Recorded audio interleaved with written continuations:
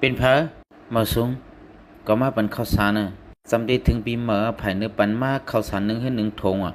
อ๋อจังนั้นฮะอ๋อยินโจมันนะยินโจมะยินโจมะยินโจมะยินโจมะเฮ้ยกำก่อน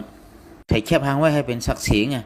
อ๋อหลุดไถแคบหางก่อนนะกำก่อนคันนุงจังแหนมดีโอปีโฮเมามันเป็นทางไถเลยเฮ็ดไหนเลยปีโฮเมาคักเข้ากับลายมากำนะอ๋อปากกำคันนะขามาปีโฮเมาเฮ็ดไหนเลยปีโฮเมายิบถุงข้าวสารมาอยู่ภายในแน่เลย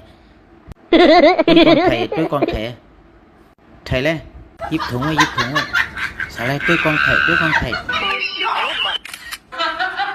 搞错了。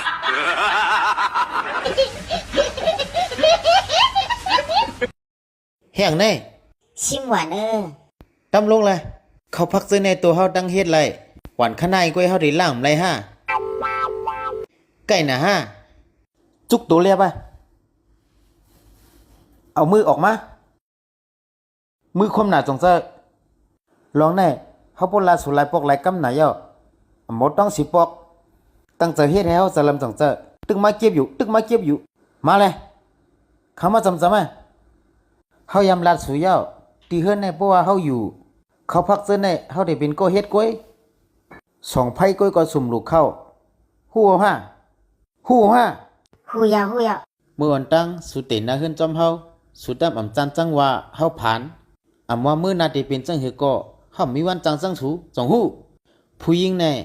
รู้แลฮักตัวเจ้าเก่าจงฮู้หืออำมีการก็เปียบหน้าลุ่มลาโตลีลีจงฮู้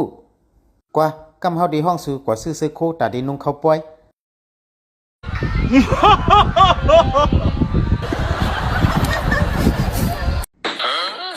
สุดท้ายลูกเรียนพงเดี๋ยวมือลูกมาเปลี่ยนมองกลางเนอมือเหลือบ่มี3 มองไว้วันเดียว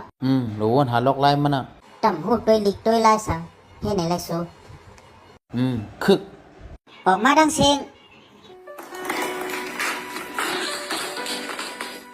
จุบใหญ่กันดีไว้เลยตัวเรียบเอาหมักอุดตั้งไว้ภายหน้าสูนั่นยกขึ้นผ้า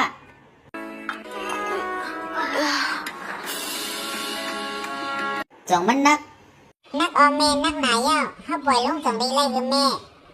ปล่อยลงเลยเอากำเตียมปันเขา1 ก้อน 1 อัน